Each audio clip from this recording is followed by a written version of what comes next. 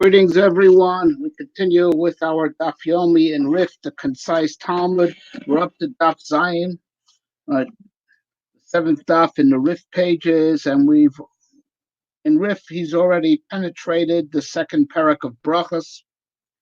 Again, this is totally legit, but I don't want to discourage anyone who wants to do it the long way. Anyway, here we go. We begin the second parak of Brachos as it is summarized in the Rif.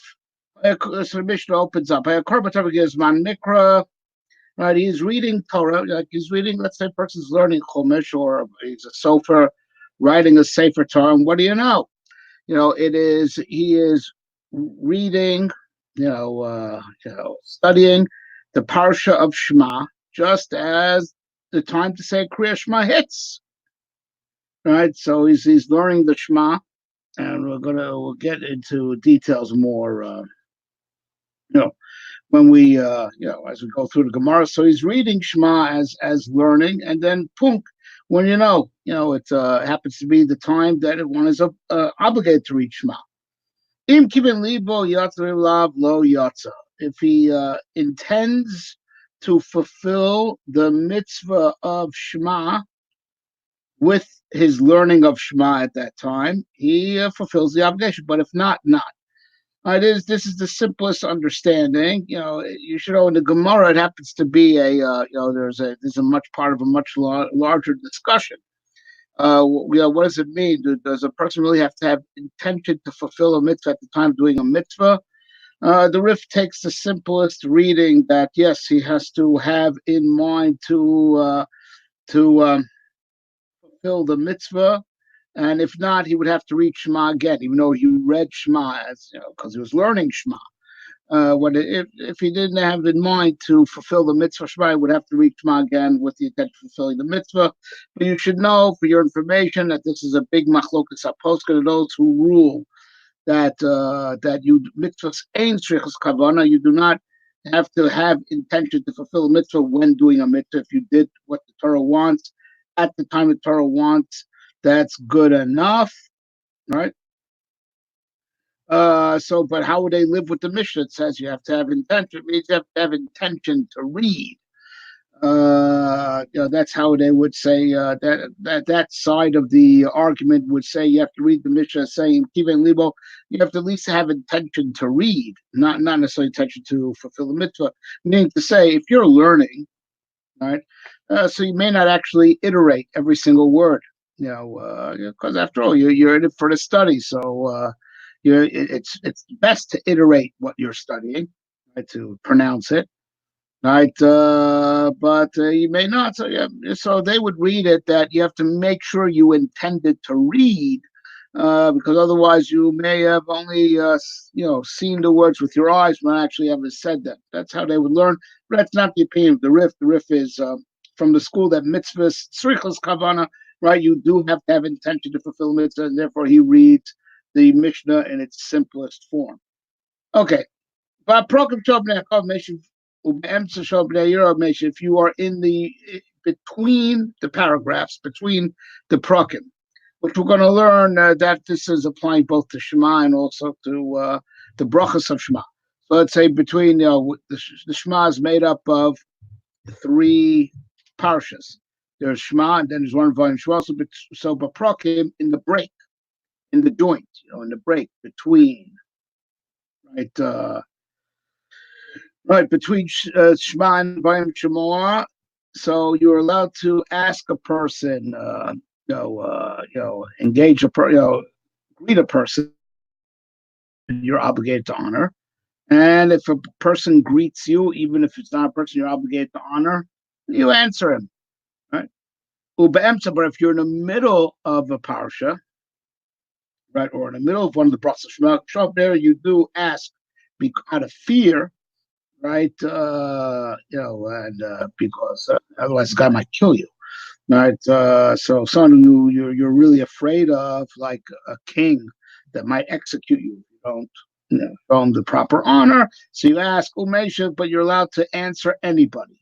Divrei Rabbi Meir, what we just said is the words of Rabbi Meir. Rabbi Yehuda Omer, but Yehuda says, but emtza, in the middle of a chapter or in the middle of a bracha, shov b'nei yira u'meish b'nei hakavod, you ask, greet someone, right, out of fear. If it's a person that you're afraid might kill you, meshiv mipnei hakavod, but you may only answer someone. You can't answer anybody. You can answer anybody you are obligated to honor, like your Rebbe.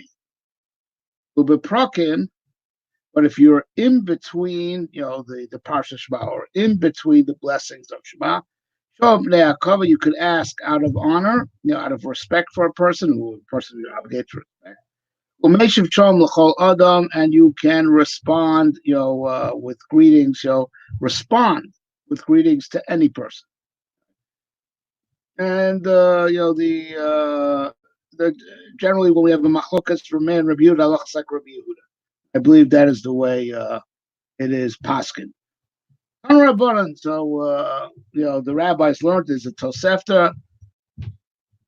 Kriyashma kichsava divrei Rabbi Chacharim b'chol lashon. Kriyashma must be said as it is written in Hebrew. Right? If you want to fulfill the obligation of saying Shema, you must read it as it is written in the Torah, i.e., in Hebrew. Right? These are the words of Rebbe Nasi, who wrote the Mishnah. But the other sages say, B'chol lashon, you may read Shema in any language. It's an accurate translation. You fulfill the obligation of reading Shema. When you at its appointed times, as long as obviously it's provided that it's an accurate translation. My time of the Rebbe. So now, what's the reason of Rebbe that insists you must read it as it is written in the Torah? Because the pasuk says, "V'hoyu." Right, let these things be on your heart. So v'hoyu, let them be. Bible says, let them be as they are. V'hoyu, let them be as they are. So meaning, don't change anything, don't translate. Rabbanan, my time, right, Matamayu, I guess is what, and the rabbis, what's their reason, that they argue on Rebbe and say that you may read Shema in any language, because the pasuk says, Shema, hear Israel, any language that you can hear, any language you can understand. Hear also means to understand, not just the, vibration on the eardrums. It means to understand. Like you find throughout Tanakh, Shema b'koli, listen to me, meaning, obey me, Shema means to understand. Like we say in Yeshivish, you hear, right? You hear, right? So Shema Yisrael, listen to Israel, meaning any language that you understand. But what do they do with Vahayu from Rebbe, where he infers his halacha from? Let them be. That means let it be as it is that you should not read it backwards. Let's say, how about, I'll read it the way it's written in Torah scroll or not, makes no difference. I'll read it backwards. I'll say the second pasuk first, then the third pasuk second, and then I'll go back for the first pasuk. I'll scramble the order. No. V'hayu, let it be as it is not to say it has to stay in Hebrew, but it has to stay in that order. Right? You may not invert the order of the psukim, of the verses. So now says the Rif, we paskin like the Rabbanan, not like Rebbe. And there's two reasons for this principle. He just wants to teach you principles of how to derive halacha.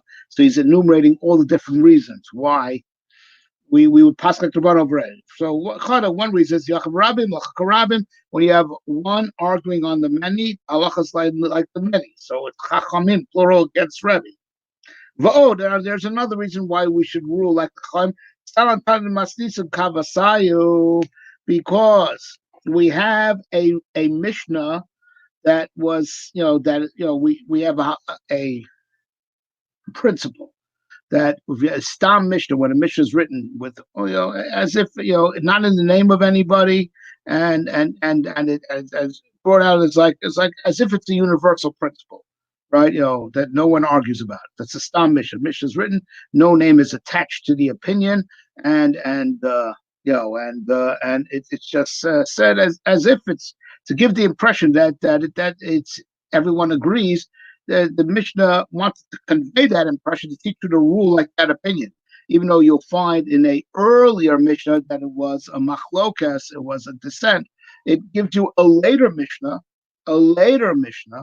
right? To written as if this what we know from earlier Mishnah is a machlokas, gives you one of the sides of the argument as if it's a universal, as if no one argues to teach you to ask it like that opinion. So it writes as if it's a universal to convey that opinion that which you know from an earlier Mishnah is a machlokas rule like this opinion. That's why we're writing only that opinion as if everyone agrees to it. Right? So the Rif says that's exactly what we had over here. We had a later Mishnah, a Stam Mishnah, that says like this, speaking as if the times we learn Maseches, we have a Stam Mishnah like the Rabbanan, saying over the opinion of the Rabbanan as if no one in the world disagrees. The Tanan, as the Mishnah says, this later Mishnah that the Rif is referring to, right? This is what the following could be said in any language. Parsha Sota, the Parsha of Sota, what we make, what has to be read at the time of when the Sota is being put to test and suspected adulteress is put to test. Vidui Meiser, when the confession that person makes that in Parshas Kisavo, he got all the Meisers, he gave all the thais. He gave all the masters that he's obligated to give. That could be said. You don't have to say it as it's written exactly in the book. You can say it in any language. The Kriya Shema Tefillah Birkas Hamazon, and also Kriya Shema could be. This Mishnah goes on to say Kriya Shema. Shema could be said in any language. But Tefillah, and you could pray in any language. And the Rif is going to qualify this, shortly. Ubirkas Hamazon. Now that you benching, the grace after meals, you could say it in any language as long as it's a good translation. Right, of course, all of this is assuming that it's a good translation that reflects the full structure that Chazal instituted. It's an excellent translation that is a perfect mirror image, just in a different language of what has been translated. Right, right. Now that a oath that that witnesses that a person makes a person swear that he's not withholding any testimony, or an oath that a person you make you trusted an object to a guy, and then you come back and says, oh man, I'm sorry, it was stolen. The guy has to swear to you an oath that he wasn't negligent, he himself didn't take it. So that oath also doesn't have to be said in Hebrew, it could be said in any language, right? The Kaimalon and the principle is we have Stam Masisu Machlekes, the Bryce Halacha Stam Masvis, right?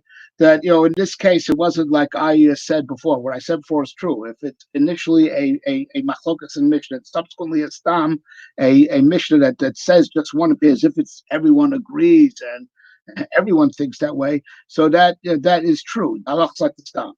That is not the case, by the way, if in the order of Mishnah you had first had Stam and then a Machlokas, right? But over here, it's different. Over here, there's another aspect to this principle. The Machlokas is in the Brisa, right, in the Tosefta. The Mishnah is a Stam Mishnah. So over there, we don't care, whether the Brisa is superimposed on an earlier Mishnah or on a later Mishnah. But if it's a Machlokas in the Brisa, or Tosefta, and in the Mishnah it's presented as a universal, you go with the Stam Mishnah. That's Stam Masis, Machlokas the Brisa, Halachas Stam Masis. Now getting back to we're qualifying, and this is a very important, this is a serious issue to ask your local Orthodox rabbi. We're just going to learn the Rif's opinion, but there are many opinions on this great controversial issue, and that is praying in any language. Like if you want to just pray out of the Art Scroll Siddur, right? Is that okay? You'll just pray the English side, not the Hebrew side, right? Let's say, as an example. All right. So we're learning the opinion of the Rif. So that which we said, right, that we quote from that Mishnah, that would say you could daven in any language. This is the Rif's opinion, right? Ani mili betzibur. That's talking about the public, right? When davening betzibur, right, you may daven in any language you want. I will be yochid lo. But if you are davening alone not with the tzibur, you may not daven, in any language. You have to stick to the strict Hebrew text of the siddur, right? All right, this is the opinion of the Rif, right? Special dispensation, you're allowed to daven in any language is when you're davening with the public, but not when you're davening in private. You might ask, what's the difference? And by the way, as the way I understand is that the Rif is saying it makes a difference whether the public is sticking with the text of Siddur or if the public is davening the translated version. If you are davening with the public, even if the public are davening from the Hebrew original, you still, since you're davening bit tzibur, you're davening with them, what they are davening, you may daven in translation. But if you're davening without the tzibur, right, alone in your house, you must daven, through the straight Hebrew text. Why? The Amar Rav Yehuda Amarav, because he quotes the Gemara, right? Which is actually, it's a Gemara on Shabbos. Don't read Amarav. Rav Yehuda said the name of Rav. Lo ma'ishadam tzracha b'lashon Arami. Right? Don't ask for what you need. The person should never ask what he needs in Aramaic. V'amar Rav Yochanan, and further, Rav Yochanan added, anyone who asks what he needs in Aramaic, right? The angels who bring up the prayers, that's their function. There's like a chain. They don't have free will, the angels. Don't ever make a request to the angel, please bring my prayers before God. That is prohibited, right? We do not make any, we only pray to God, and we don't make any requests from any entity other than God, right? So, but there's just the mechanics. There's a chain. It's like physics. It's dominoes. It's the laws of spiritual dynamics, right? That the angels who have no free will, so don't speak to them or don't address them, but nonetheless, the angels, convey the prayers, and they don't touch, right? They don't speak Aramaic. They don't deal with Aramaic. So now there's 2 points over here to realize that the Rif's way of reconciling, right? And it kind of leaves it up to you to piece the dots together. But I think you understand that that's the differentiation between the individual and the public prayer. Right? The public, God hears directly. That's the laws they set up. When you're davening b'tzibur, you're directly speaking to God, not through. The angels are not necessary conduits. Right? It's direct between the public and God. Right? When you're davening by your lonesome, now there's a chain. Because God has a special relationship with the masses, and we learned about this earlier. How the tefillah of the Rabbi Makadosh Baruch Hu never disregard. He never says no.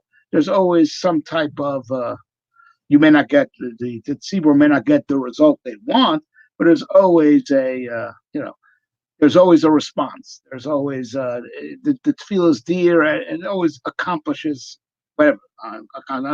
God responds. God responds. You may not get the response that you want. When you're davening by your lonesome, right? You're saying, "Hey, I've got merit. I think I've got my own merit." Okay.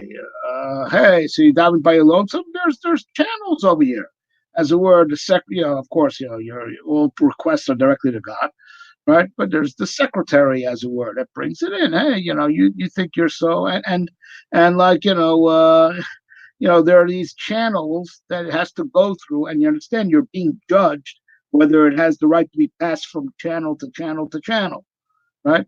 Because that's the risk that you take if you're praying in private, is you think that as if God must listen to you. So let's see, your tefillah jumps through hoops, and that's why it's always worthwhile to daven b'tzibur, and also another thing, whenever, even if you must pray alone, you don't have to pray in as a member of Klal Yisrael, and make your tefillah as general as possible. You're davening for Klal Yisrael. The more you make it individual and about you, and because this is what I need and I couldn't care about anybody else, the more you make it about you, the more you're being judged whether you're worthy to have your prayers answered. Right? So as a function of davening alone is that you got to deal with the angels as the it gets passed through channels, and at every gateway you could be knocked out of the running because you're not worthy to proceed. Not, the angels don't make this decision; God makes the decision. But that's just the reality. You have to be worthy to go from channel to channel. It's always God who's judging, and it's only God that you're praying to. But that's it. That's the reality. There's channels, and you have to be worthy to go from channel to channel.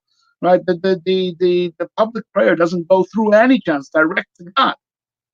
Right? So now, since you have to go through the channels of the angels, angels don't touch Aramaic. Now, so there's like so that's first of all the riffs, that's his take on it. His take on it is, and you'll see that not necessarily all Rishonim agree, but his take on it, the difference is, to reconcile that you shouldn't pray in Aramaic, and to reconcile with that Mishnah, you could pray in any language.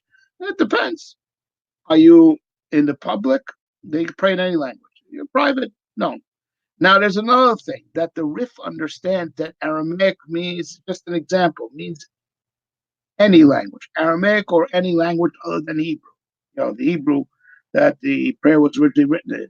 And that's also Machlokas Shem. There are those who say there's a particular inherent problem with Aramaic, right? And they would therefore say Aramaic is a problem. Aramaic is a problem, and therefore there are those who just don't say Aramaic prayers when praying alone. Okay, so anyway, but to sum up the opinion of the Rif, Aramaic is the same as any other non-Hebrew language, and in the Rif's way of thinking and paskening, right? He says that to reconcile those Gemaras and Shabbos with the Mishnah we just quoted, you could pray in any language.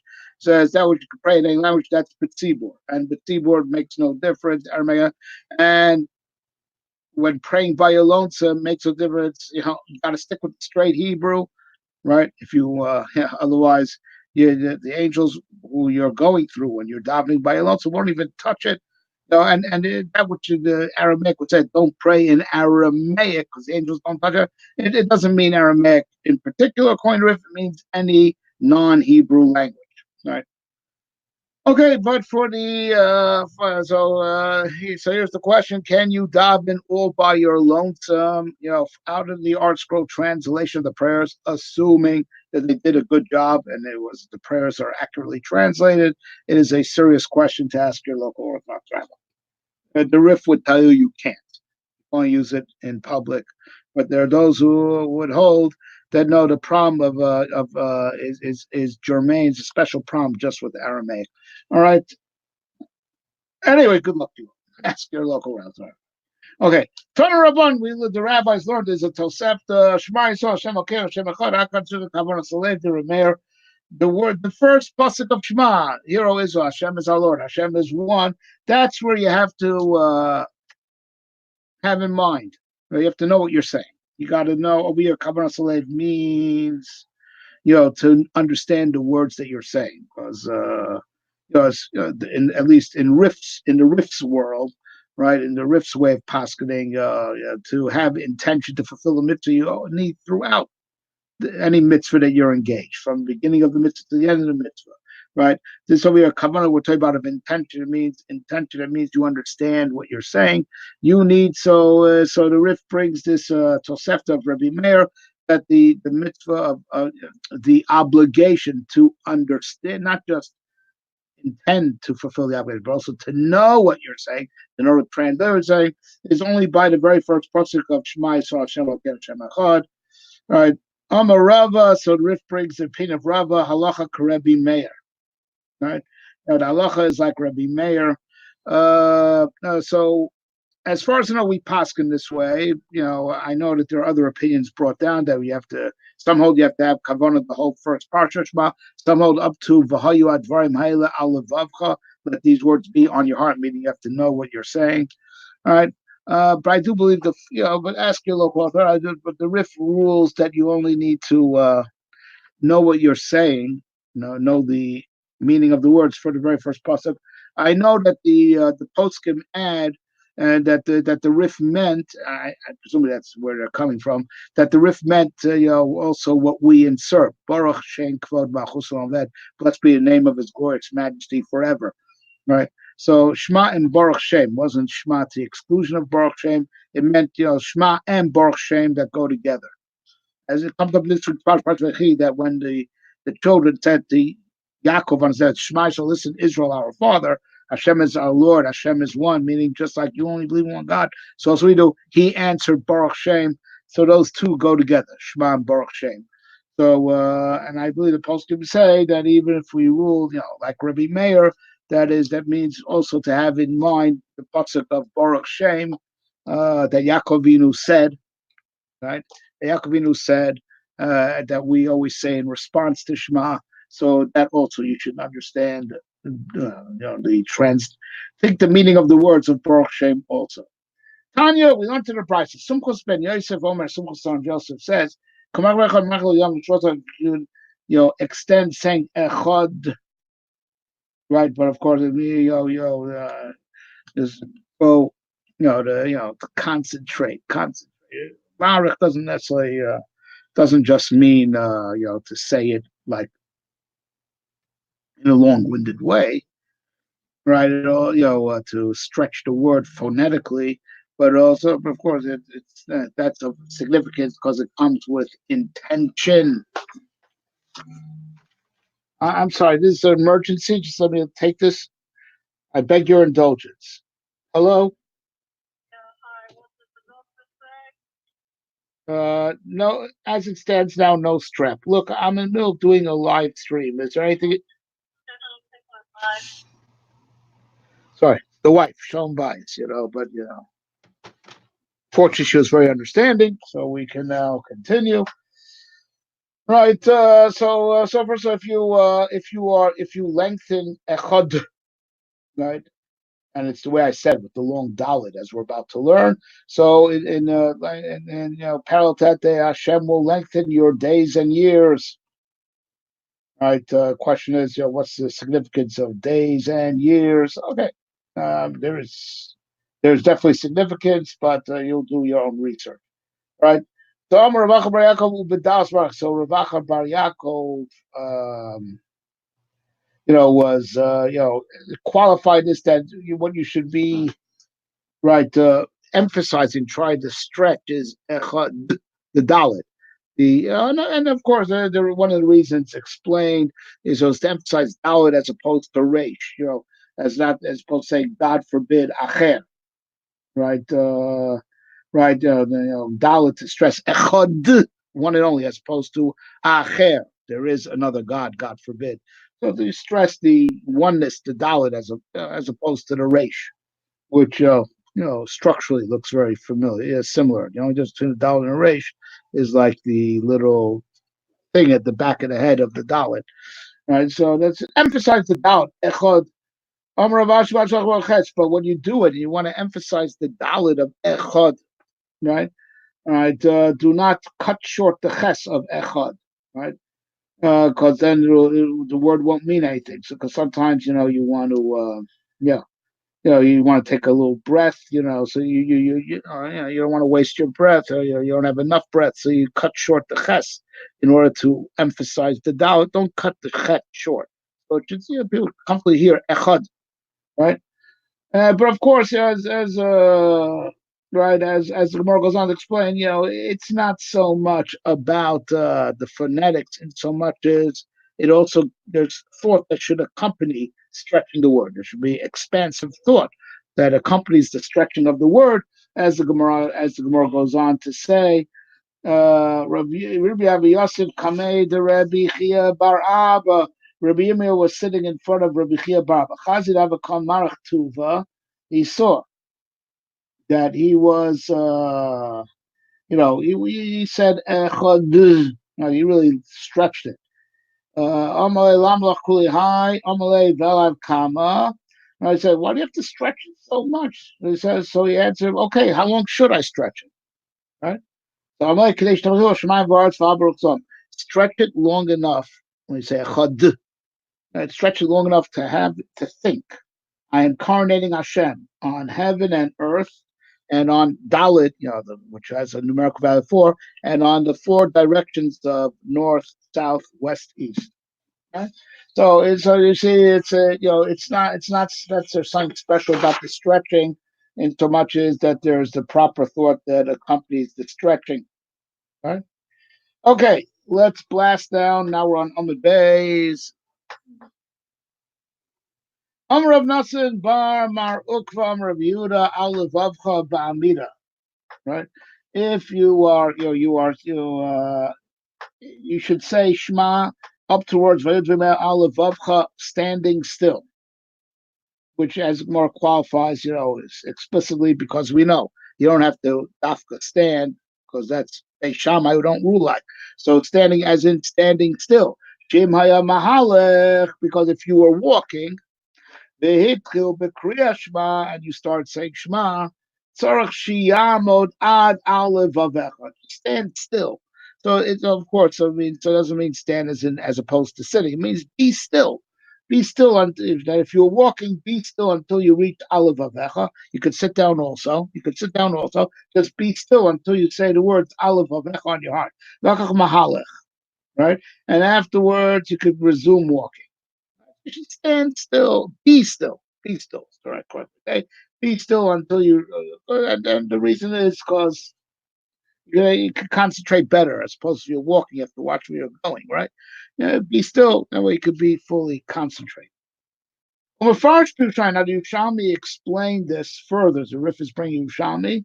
Ravuna of Rav Edi Bar Yosef B'Shei Shmuel Amri, that the Ravuna and Rav Edi, the son of Yosef, said the name of Shmuel, right? Tzarech lekabel of Omachu Shemayim Umad. Right? You have to, because you should be still. You should be literally standing. But we're going to qualify in a second, to accept upon yourself the yoke of heaven. Right? That's what we're doing by the first few psukim of Shema. Accepting upon ourselves Hashem is our king. You should be standing. Lo shema yoshev only. Not to say that standing doesn't mean that if you are sitting you must stand up, because that's Beis Shammai, and we don't. And it's only Beis Shammai in the morning, and we don't rule that way. Elimaya mahalach omed. But rather, it means to say that if you were walking, stand still. Standing as opposed to walking. Be still to accept the yoke of heaven, with full concentration. Rabbi Yochanan of their new Shalmi Omer says, "Kol partkul ba'amida." Though you must be standing as in be still, for the whole first parsha of Shema. Let's also look Rav Nassan Rabbi Yochanan, right? But the Rif says the halacha is not like Rav Nassan, and not like Rabbi Yochanan, right? The kind that you're being still for that time, because the being still is to have intention, right? Because the kaimlan corrupt, because we just already in the previous Amud, we were asking like Rava do Basra, because why are we asking like Rava? Because Rava was the latest, if the different opinions were from different generations, we go by the later one, because we say he saw the opinion of his predecessor and decided to argue on it. So he knew what his predecessor said and thought it was wrong, right? So that's why we go by the last one, because he presumably saw what the predecessor said and was fully aware of it and still felt it was wrong. So that's why we go with the later one, right? And so we said that looks like Rav, as the later one, the Pascal score that already ruled like Rav Meir. They only have to have full intention of what you're saying by the first pasuk. You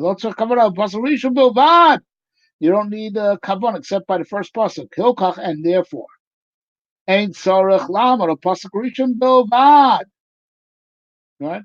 Therefore, it also follows suit that you only have to be still for the first pasuk, since the first pasuk of Shema, and we said that includes Baruch Shem. Since that's the only place where you have to know what you're saying, be aware of what you're saying.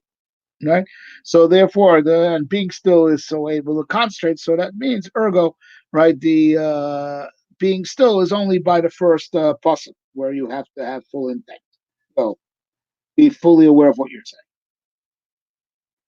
And says the Rif, "V'kari nishitachal divrei Revecha b'the pasuk Rav El Kramer pasuk Rav Nasan dama alo vecha ba'amida hua v'hadei piska lav mal yehu t'kechi dachul divrei Rav divrei Revecha l'chanami dachul divrei Nasan." We saw someone that says that Rava negates Rav Yochanan, right? That you don't need to be still until al vavecha, but he passed like Rav Nasan regardless that until al vavecha. But it doesn't make sense because if Rava negates Rav Yochanan that you don't have to have kavanah until Aleph Avecha, excuse me, it negates Rav Yochanan, then you don't have to have kavanah for all parsha. No, he also negates, being the last. He also negates the position of Rav Nassan, right? That you do not need kavana up to anywhere past. He negates from Nassan that said you need to have kavana to Aleph Avecha. So like you can't just use Rava to negate Rav Yochanan. If you go with Rava, you go with Rava, who's the last, right? So I don't know much about that opinion that the Rif is coming to negate, but there was an opinion out there that said, all right, so not like Rav Yochanan who's on one extreme, not like Rav was on the other stream, like Rav Nasser is in the middle. Said no, Rav is the last one, right? He is the latest of these Amoraim here, and then if Rav pushes off Rabbi Yochanan, he also pushes off Rabbi Nasser. All right. Amar Rav Nachman bar Shmuel bar Marta Bishmei Rav Yitzchak the son of Shmuel, the son of Marta, said in the name of Rav. Amar Shmai Sashna Chad V'Nanas Peshena Yata. You managed to get the word Shmai Hashem Echad out of your mouth, and then you forcibly fell asleep. You fulfilled your obligation, right? Right. So even though you're really supposed to say all three parshas of Shema, right? But the rabbis who added on these who legislate the entire time, meaning it seems that the biblical obligation is just to say Shema itself. The pasuk of Shema and Baruch Shem. That is the biblical obligation. So the rabbis told us to say all three parshas. Right? All right, but you fulfilled your raw obligation with the first parsha, so the first pasuk. Therefore, if you fell asleep, there's no obligation to wake the guy up. Let him sleep. Let him sleep. If he got out the first pasuk, our understanding is that includes Baruch Shem, and he fell asleep, leave him be. Leave him be. Leave him be. But of course, if he's awake, he should read everything, right? But fell asleep sleep overcame him, leave him be. If he got the first pasuk out of his mouth, first pasuk with Baruch Shem, leave him be. Don't wake him up. And true to form, Rav Nachman used to say to Doru, his servant, if you see I'm dog tired, so shake me, chepper me, just to get me if need be, to get me through the first pasuk. Right? But from that point onwards, leave me be. Don't chepper me, don't bother me. Rav Yosef, Rav Yosef said to a different Rav Yosef, who was the son of Rava. So Rav Yosef said to Rav Yosef, son of Rava, Avuch, your father, Rava, Hechi Avavi, tell me, what did he used to do? Oh, he used to, no matter how tired he was, he would force himself under great pain, for the first pasuk of Shema. But from that point onwards, he cut himself some slack that if he fell asleep, he fell asleep. Okay. Rav Yosef. So said Rav Yosef. Right? Right? If you are lying flat on your back, do not read Shema. That is disrespectful. That is, especially since you may have an erection. It's really, that's bad. So that's what the Gemara says. Wait, Krishma the lo likra migda shapir dami. Roshua belevi light among the gani apirkud. Right? Uh,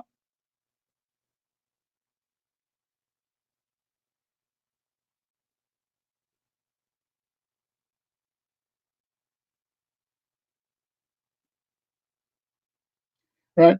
Rav Shua ben Levi cursed anyone who would lay, totally, flat on his back. And again, the reason is because the erection, you could have an erection, and erection shows, and it's like even it's a bad thing in general. It's disrespectful to the divine presence. All right, so obviously, what do you mean? Don't read Kriyash flat on your back. You're never supposed to lie flat on your back. Never, right? So the Gemara, aligns it a bit and says, "Migna ki matzli porta shapir dami." Right when right a guy who's lying down, if he could just lean a little bit, that's good enough for prayer. Mikri, I've got the matzli also, but for Kriya Shema, right, right, you should, which is accepting the yoke of heaven, shouldn't just lean a little bit, so that's right, right, a person who's laying down. Um, I take that. Please allow me to take that back. Right, a person who's lying down, as long as you're a little bit on your side, not flat on your back, that's okay. Right. Forget what I said a minute ago. Well, so again, the going back to what we had said, we brought a halacha of that Rav Yosef said you should not read Kriyash lying flat on your back. We brought Rav Shua ben Levi that cursed anyone who lies flat on his back anytime, whether he's davening or saying Shema or not. Anybody who's laid flat on his back because of the erection, like we explained. So the Gemara is aligning and says, Migna kimatzli porta shodawi. If you're just coming to lie down or going to sleep, you should be on your side. Even just a little bit is enough. Just not flat on your back. So as far as laying down, it is, yeah. As long as you lean a little bit to either side, that's good. That's good enough, right? Right. Mikri, Afagav, the matter, but to read Shema, even tilting a little bit is not enough. For Shema, be fully on your side. Don't be, a little bit of a tilt is not respectful enough to say Shema. Okay. Rabbi Yochanan, he was only slightly tilted to the side, and he read Shema Shabbat Baal Basar. No, Rabbi Yochanan is different. Rabbi Yochanan he was obese, plain and simple. So for him to even be a little bit on the side was a really great effort. Okay, so for him, who couldn't do better, because he was very, very heavy.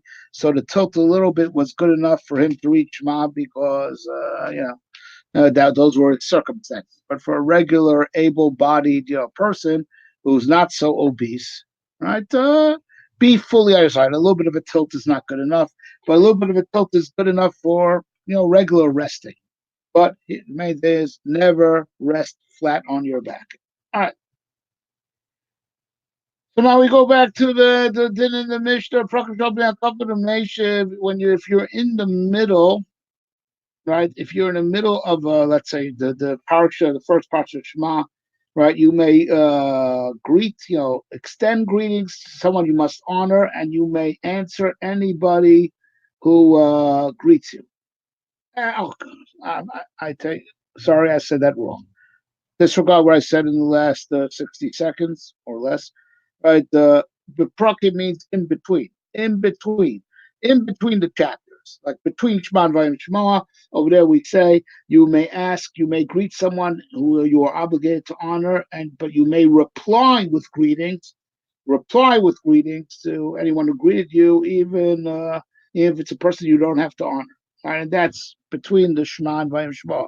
Right? So the Rabbanon learned this. You're reading Shema, and your Rebbe, bumps into you, like we said before, you could say Shema walking, right? So you bump into your Rebbe, or Mishu Gadol Mimeno, or anyone who's wiser than you. The Prokim Shov they are covered. If you are in between the chapters, you ask because you're obligated to honor him, and if your Rebbe greeted you, for sure you could answer it if you're in between, in between the chapters. Right? But if you're in the middle of a chapter of Shema, right? You're in between verses, you're in the middle of the chapter. So there you could only ask actively greet, if it's someone that you're afraid is going to kill you. But of course, if you could ask that guy who you're afraid is going to kill you, for sure you could definitely reply to him with greetings if he greeted you first. Divrei Rabbi Meir, these are the words of Rabbi Meir. Rabbi Yehuda Omer, Rabbi Yehuda says, no, if you're in the middle of a chapter of Shema, you're really in the middle of a chapter, Shobnei Yira, you may only extend greetings from someone you're afraid is going to kill you. Covered, and you may not, and you may reply even to someone like your Rebbe you're obligated to honor, but you may not reply to just anybody. So you ask, you can extend greetings even in the middle of a chapter. You extend greetings only to someone you're afraid is going to kill you. But you may reply even to someone who you're just obligated to honor, but not to any Joe Schmo. That's someone like your Rebbe. That's who you can reply to. And extending greetings only if it's someone you're afraid is going to kill you if you don't. And that's talking about in the middle of Shema, right in the middle of a chapter.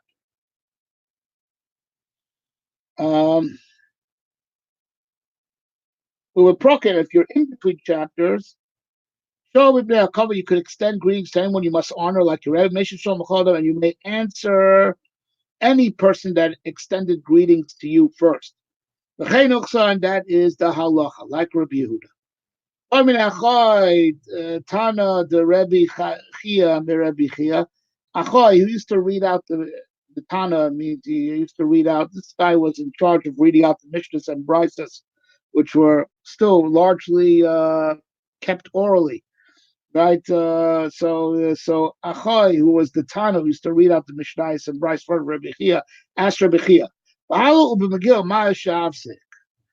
Hallow and Megillah, right?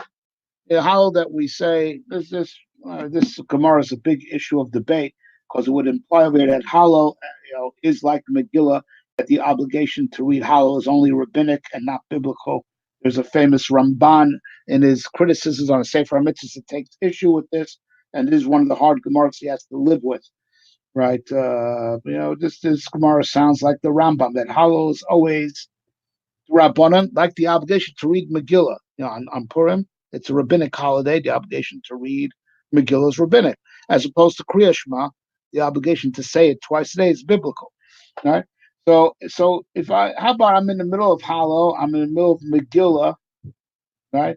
Malshatz, can I stop, to greet someone or to reply to greetings? What is the procedure, by Hallow and Megillah? Do we say Krishma Daraisa Posik Hal Draban Mibaya? Do we say, look, Krishma is biblical, and we're still allowed to stop in the manner that we described?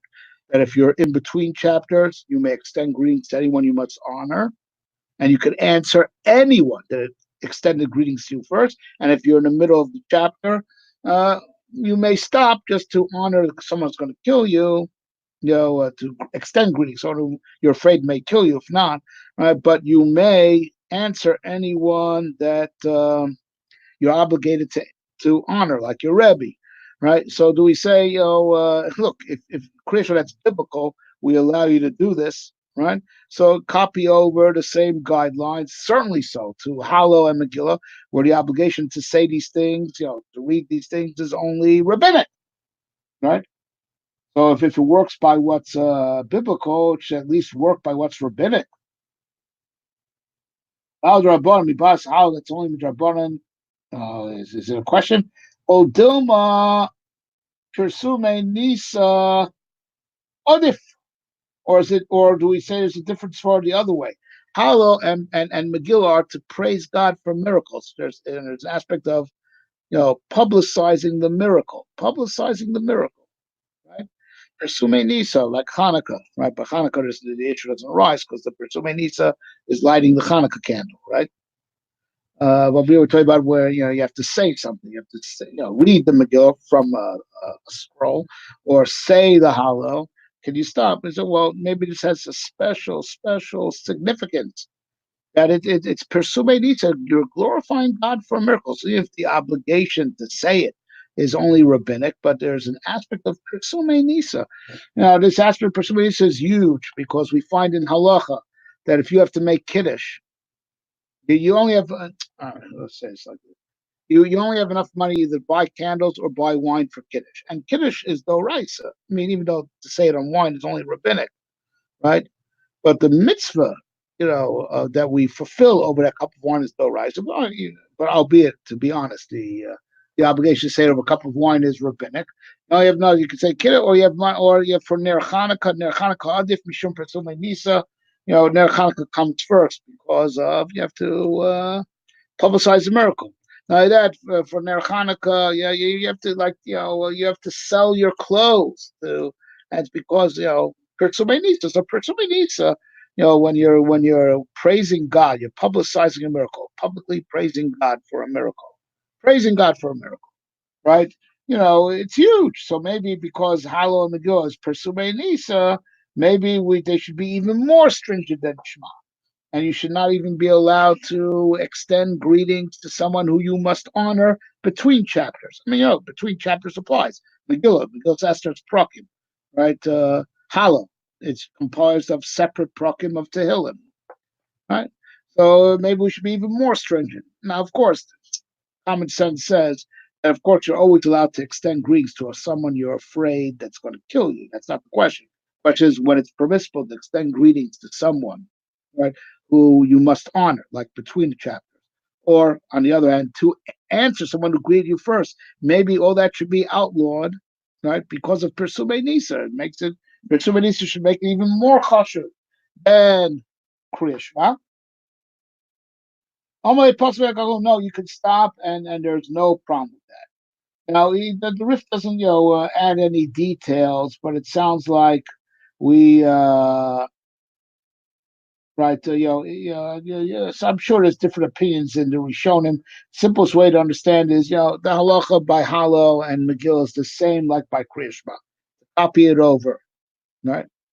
And the question is what he said, you may stop and there's no problem whether the Gemara was coming to say, where the Rambam was going to say it's even more lenient. I'm sure there's different opinions on the Rishonim on that. Right? But it's definitely not more stringent. That much we can agree. Not more stringent than Shema. Right? All right. So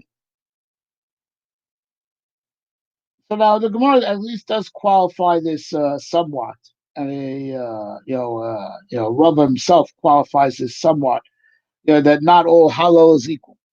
Amar Rava, Yom Shiachko Berzabo Beberber Posek Beemta Aperak Beemta Aperak Eno Posek. Yom Mimshen Yachibo Berzabo. Now I feel Beemta Aperak Posek Vilchso Karava. Rava says this. There's 18 days a year, and Chutzlar is 21 days because of the second day Yom Tov, where every Jew is obligated to read the whole Hallel. Right? Those I could consider to be the real obligations of Hallel. Right? Hallel Shalem, right? And then you read the Hallel Shalom even if you're alone, even if you're not in shul, right? Right. So over there, where the Hallel is, you must say the entirety of Hallel, right? So you may break between chapter and chapter, right? But not in the middle. So presumably we're copying over, and presumably it means it's just like Kriya Shema. It's just like Kriya Shema, right? That that the between chapter to chapter you may stop to greet someone who's you're obligated to honor, right? And presumably to answer anyone who greeted you first. And in the middle, you may not, except for someone you're afraid is going to kill you. But presumably, since we said before, it's not more stringent Shema, you can answer anyone who you're obligated to answer to. You may reply to anyone who you are obligated to honor. Right, but the emphasis here is on the initiation. You may initiate and greet anyone you are obligated to honor between the chapters, but not if you're in the middle. But that's only on the days where you have the obligation to read. Any individual must read the entirety of Hallel. But the days where the individual has not finished the entirety of Hallel, like Rosh Chodesh, where it's only a minhag. But seemingly this is true also, right? There's also during Chol Hamoed Pesach, right? Chol Hamoed Pesach.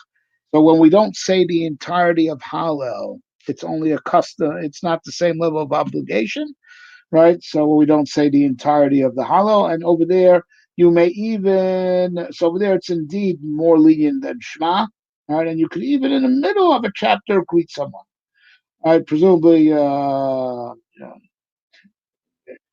and there's no qualification over here whether it's even if whether it has to even be someone that you must honor. That's about days what we say as we call half halal, Rosh Chodesh and Chol Hamoed Pesach. And the referee assures us that the halacha is like the statement of Rava, you know, um, on both counts. That halal is not more stringent than Kriya Shema, and halal is only equally as stringent as Shema on days where every individual must say whole halal, right? But on days when we say half halal, then halal does not is more lenient than Shema. And so one more line: the Yom Sheikh Gomer Bazal Kasub in Hanukkah. Now all the halachas of when the individual must complete halal, we wrote the halachas of halal by Hanukkah and the laws of Hanukkah, which is in the second paragraph of Shabbos. And presumably that's also why the Rambam followed suit and put all the laws of halal together with his laws of Hanukkah. He was imitating the Rif on that count. Okay, everyone, thank you for coming, and please subscribe to this channel. Subscribe to this channel because we teach a lot of great stuff, and you don't want to miss out. I'm sure you want to be notified. All right, everyone, have a good day.